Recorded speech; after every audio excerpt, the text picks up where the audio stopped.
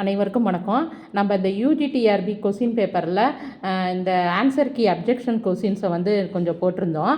அது மட்டும் இல்லாமல் மேலும் சில கொஸ்டின்களில் எங்களுக்கு அதனுடைய ஆன்சரில் ஐயப்பாடாக இருக்குது.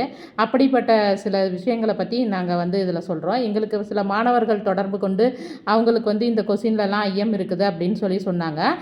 முடிஞ்ச வரைக்கும் நாங்களும் சில இதை நாங்கள் மாணவர்களுக்கு எடுத்து சொல்லியிருக்கிறோம். அதாவது மூல நூல்லேருந்து எல்லாருக்கும் வாட்ஸ்அப் பண்ணி விட்டுருக்குறோம்.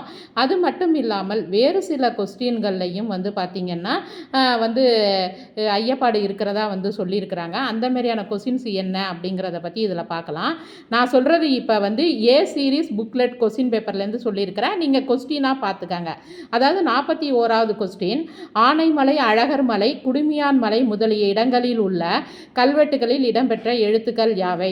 அதில் வட்ட எழுத்துக்கள், பிராமி எழுத்துக்கள், பிராகிருத எழுத்துக்கள், கிரந்த எழுத்துக்கள்னு இருக்குது. இதுக்கு பிராமி எழுத்துக்கள் அப்படின்னு சொல்லிட்டு தமிழ்மொழி வரலாறு சக்திவேல் ஐயாவுடைய புத்தகத்தை எடுத்துக்காட்டி மாணவர்கள் அப்ஜெக்ஷன் தெரிவிச்சிருக்கிறாங்க. அதேமாரி நீங்களும் இதை தெரியாத மாணவர்கள் யாராவது இருந்தாங்கன்னா இதை பயன்படுத்திக்காங்க. அதேமாரி இன்னொரு கொஸ்டின் எங்களுக்கு ஐயம் என்னன்னு சொல்லி பார்த்தீங்கன்னா, தனு கோட்டம், நமன் கோட்டம், சக்கர கோட்டம் முதலிய கோட்டங்கள் இடம்பெறும் நூல் யாது? அதாவது பாசவதை பரணி, தக்கையாக பரணி, கலிகத்து பரணி, மோகவதை பரணியில் அவங்க ஆன்சருக்கு கலிங்கத்து பரணின்னு சொல்லி கொடுத்துருக்குறாங்க. நாங்கள் தேடி பார்த்த வரைக்கும் கலிங்கத்து பரணியில் தனுக்கோட்டம், நமன் கோட்டம், சக்கரை கோட்டம் எங்கே இடம் பெறுதுன்னு எங்களுக்கு தெரியல.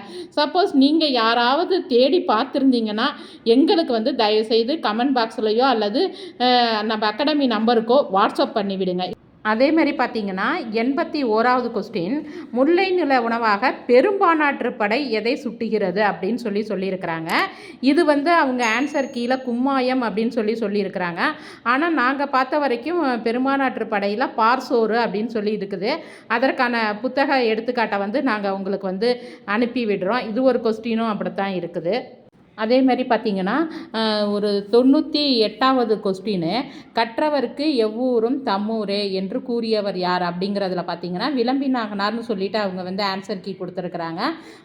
ஆனால் திருவள்ளுவரும் இதை தொடர்பான ஒரு கருத்தை சொல்லியிருக்கிறாங்க. அதாவது யாதானும் நாடாமல் ஊறாமல் எண்ணூறுவன் சாந்துணையும் கல்லாதவாறு அப்படிங்கிறது மாதிரி அதுலேயும் அது தொடர்பாக ஒரு கருத்து சொல்லியிருக்கிறாங்க. இதையும் மாணவர்கள் நம்மள்கிட்ட கேட்டுக்கிட்டு இருக்கிறாங்க. நாங்களும் இதுக்கு திருக்குறள் லேருந்து எடுத்துக்காட்டுகள்லாம் எடுத்து கொடுத்துக்கிட்டு இருக்கிறோம். அதேமாரி உங்களுக்கு ஏதாவது வேறு கொஸ்டின்களில் ஐயப்பாடுகள் இருந்ததுனாலும் அது தொடர்பான உங்களுடைய மேலான கருத்துக்கள் எங்களுக்கு வரவேற்கப்படுது. எங்கள்கிட்ட உங்களுடைய கருத்துக்களை தெரிவிங்க. எங்களால் முடிஞ்ச அளவுக்கு நாங்கள் மூல நூல்கள்லேருந்து புத்தகத்துலேருந்து தேடி எடுத்து கொடுக்குறோம். இப்படித்தான் ஒரு 2-3 நாளாக நாங்கள் எல்லாமே தேடி எடுத்து கொடுத்துக்கிட்டு இருக்கிறோம் மாணவர்களுக்கு. உங்களுக்கு அதேமாரி எங்களுக்கு தெரியாத சில ஐயங்களையும் நாங்கள் இந்த கலிங்கத்து பரணி, நமன் கோட்டம், அந்த தமன் கோட்டம் சம்பந்தமாக உங்கள்கிட்ட நாங்கள் கேட்டிருக்கிறோம். உங்களுடைய கருத்துக்கள் ஏதாவது அதில் தெரிஞ்சிருந்தாலும் எங்களுக்கு தெரியப்படுத்துங்க. இது எங்களுக்கு மட்டும் இல்லாமல் இப்போ யூஜிடிஆர்பி எழுதின அனைத்து மாணவர்களுக்குமே இது ஒரு பயன் தரதாக இருக்கும். அதனால இது இந்த கருத்தை பகிர்ந்துக்கிட்டிங்கன்னா எல்லா மாணவர்களும், அதாவது கொஞ்சம் குறைந்த நிலையில் உள்ள மார்க் எடுத்த மாணவர்கள் கூட கொஞ்சம் போஸ்டிங் வாங்குறதுக்கு கொஞ்சம் சௌகரியமாக இருக்கும். அதனால் விடைகளில் தெரிஞ்சதுன்னா எங்களுக்கு அதை அனுப்பி விடுங்க. அதேமாரி பார்த்திங்கன்னா நாங்கள் இப்போ இந்த ஆன்சர் கீழே எங்களுக்கு அப்ஜெக்ஷன் பண்ணுற சில கொஸ்டினை உங்கள்கிட்ட தெரிவிச்சிருக்கிறோம். அது மட்டும் இல்லாமல் நிறைய மாணவர்கள் எங்களை தொடர்பு கொண்டு கட் ஆஃப் சொல்லுங்கள் மேடம் அப்படின்னு சொல்லிட்டு சொல்கிறாங்க. தயவுசெய்து இந்த யூஜிடிஆர்பிக்கு யாரும் கட் ஆஃபை நினச்சி குழம்பிக்க வேண்டாம். ஏன்னா கிட்டத்தட்ட ஒரு 10 கொஸ்டினுக்கு மேலே 12 கொஸ்டினுக்கு மேலே ஒவ்வொருத்தரும் அப்ஜெக்ஷன் சொல்லிக்கிட்டே இருக்கிறோம். இது நம்மளுடைய கருத்துக்களை டிஆர்பிக்கு சொல்கிறோம். அவங்க ஏற்றுக்கிறாங்களா இல்லையா அப்படிங்கிறது அடுத்த நிலையில் உள்ள நமக்குள்ள ஒரு கொஸ்டினாக இருக்குது. அதனால் மாணவர்கள் யாரும் இந்த கட் ஆஃபை நினச்சி போட்டு மனசு குழப்பிக்காதீங்க. அங்கே எவ்வளோ சொல்லிட்டாங்க இவ்வளோ சொல்லிட்டாங்கன்னு சொல்லிட்டு யாரும் இந்த போட்டு மனசு குழப்பிக்காதீங்க. அதனால் உங்களுடைய கொஸ்டின்களில் ஏதாவது தவறு இருந்து நீங்கள் ஏதாவது உங்களால் கிளைம் பண்ண முடிஞ்சதுன்னா குறுகிய காலகட்டம் தான் இருக்குது. 1 வீக் தான் டைம் கொடுத்துருக்குறாங்க. அந்த வாரத்துக்குள்ளே அந்த கணக்குக்குள்ளே நீங்கள் உங்களுடைய முயற்சிகளை எடுத்துக்கிட்டே இருங்க. அதைத்தான் நாங்கள் அகாடமியிலேருந்து உங்களுக்கு உங்களுக்கு வந்து சொல்கிறோம்.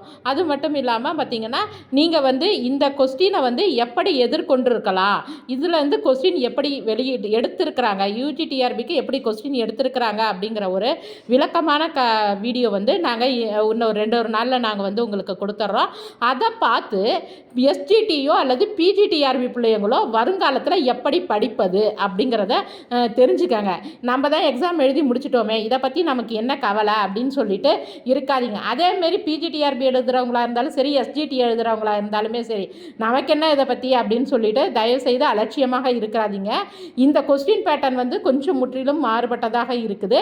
இதை எதுலேருந்து எடுத்திருக்கிறாங்க அப்படிங்கிற சில ஐடியாஸை வந்து நாங்கள் வந்து அனலைஸ் பண்ணி வச்சுருக்கிறோம். அது தொடர்பான வீடியோவை 2 நாளில் நாங்கள் வெளியிட்டுருவோம். நீங்கள் அதை பார்த்து இனி வரும் காலங்களில் மாணவர்கள் தேர்வுக்கு ப்ரிப்பேர் ஆகுங்க. நம்ம ஆர்பி அகில் அகாடமி மையத்தில் பார்த்திங்கன்னா குரூப் 4க்கான நேரடி மற்றும் இணைய வழி பயிற்சி வகுப்புகளும் சேர்க்கைகளும் நடைபெற்று கொண்டிருப்பதால் தேவைப்படும் மாணவர்கள் டிஸ்கிரிப்ஷனில் கொடுத்துருக்கிற நம்பரை தொடர்பு கொண்டு பயன்பெறுமாறு கேட்டுக்கொள்ளப்படுகிறார்கள். நன்றி, வணக்கம்.